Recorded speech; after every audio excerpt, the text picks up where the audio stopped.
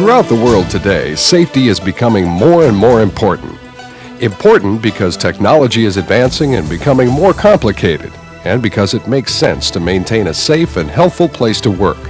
Whether you're new on the job or you're an experienced person, safety awareness is a vital concern because the more you know and think about safety, the safer and healthier you'll perform your job. Safety and health are two primary issues facing today's workers.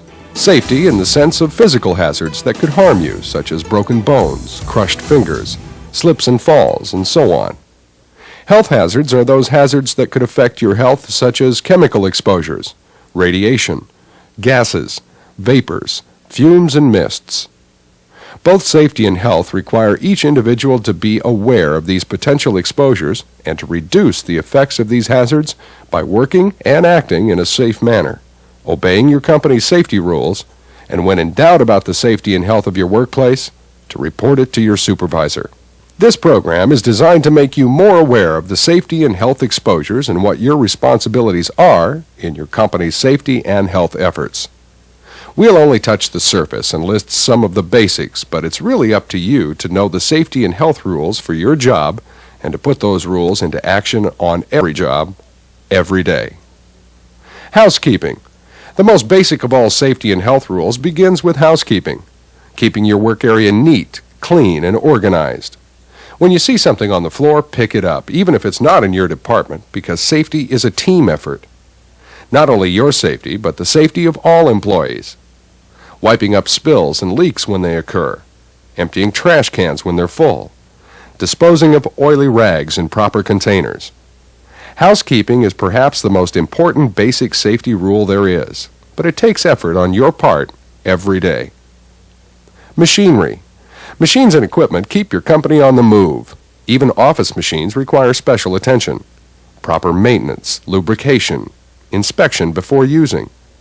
Machine guards are placed on machines with dangerous moving parts. Never operate a machine that has a guard removed. Guards are a part of the machine that's designed to protect the machine operator and anyone near the machine. Make sure all machine guards are in place when operating any type of machine. The most important safety rule to remember is never operate any type of machine unless you have first been trained and authorized by the company. Even if you're experienced on a particular piece of equipment, such as a forklift, wait until you've been trained and authorized before you operate any equipment. When you see a tag and lock such as this means that someone is working on the machine and it is not to be started until the lock and tag is removed. Only the person installing the lock and tag can remove them. It's a good safety rule called control of hazardous energy source, or lockout tagout. It may require electricity to be locked out. It may even require other energy sources to be safely secured. If you see a lock or a tag on a machine, stay away and wait until the lock and tag have been removed. Before starting any machine, be sure no one is near the machine that could cause injury to that person.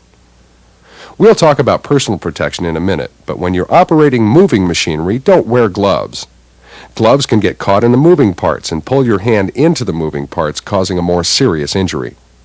Of course, when there's the chance of flying debris, chips, or chemicals, be sure to wear proper eye and face protection. If you have long hair, keep it tied back or under a hat.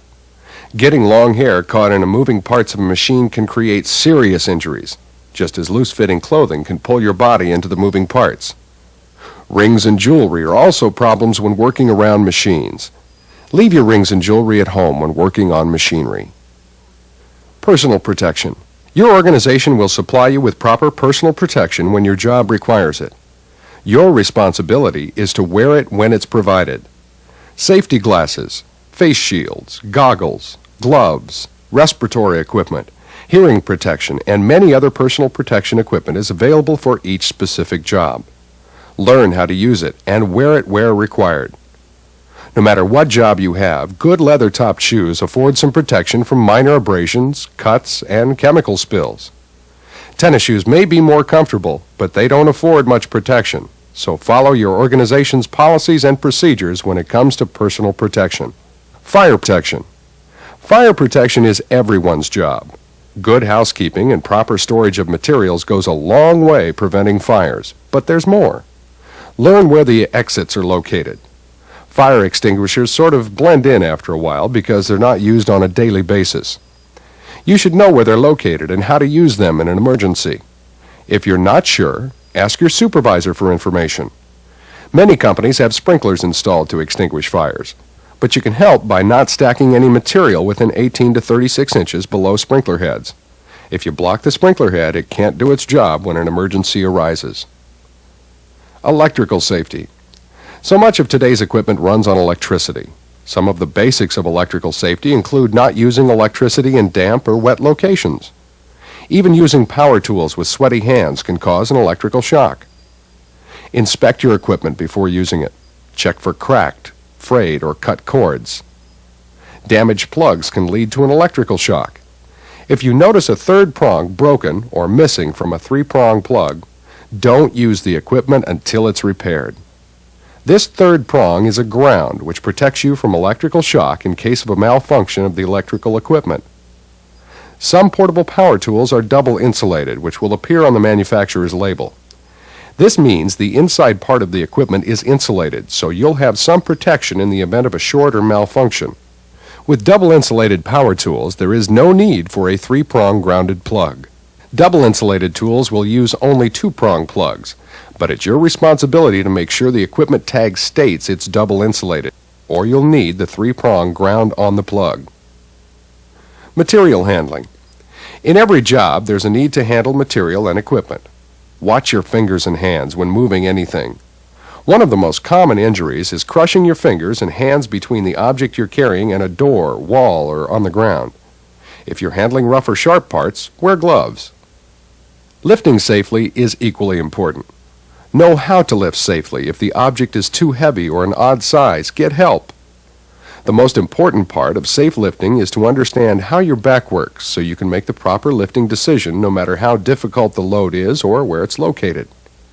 Your back is a complex mixture of vertebrae, discs, ligaments, and nerves. Your vertebrae or bones are separated by discs, which act as shock absorbers. The ligaments are muscle-like fibers that provide support for the vertebrae, and the nerves send messages from the brain to the back.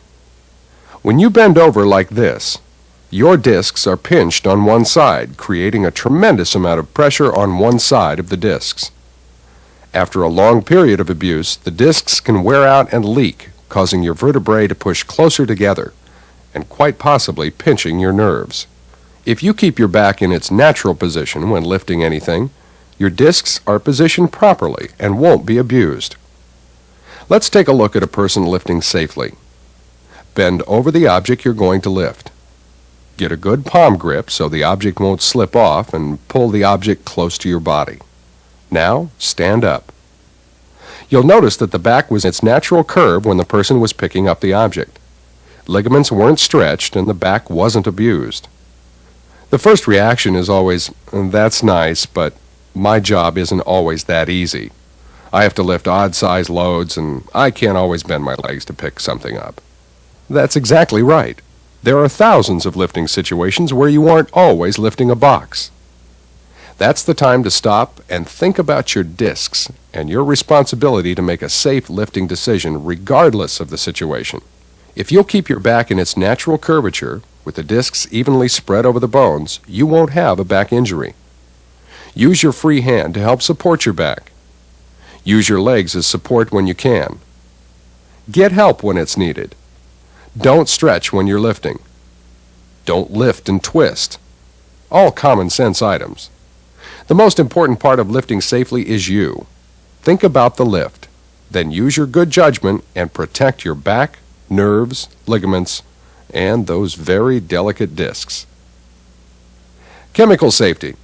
Everyone uses chemicals in the home, on the job, just about everywhere. Always read and follow the instructions printed on the label of all chemicals. If you're not sure what's in an unmarked container, notify your supervisor. Label all containers with the contents.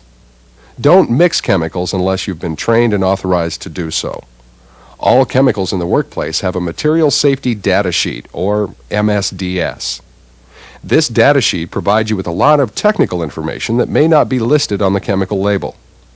If you want or need more information about a particular chemical, notify your supervisor. In those areas where chemicals are used, eye wash stations are provided where necessary.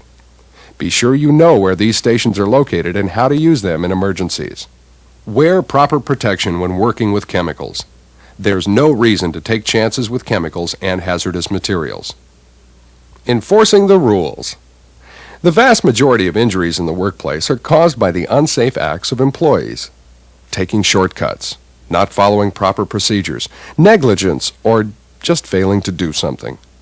It's not that employees intentionally try to cause injuries, it just happens. All accidents are caused by something or someone or a combination of both. If you pay attention to the job, your surroundings, and don't take chances and follow the rules, you won't experience an injury.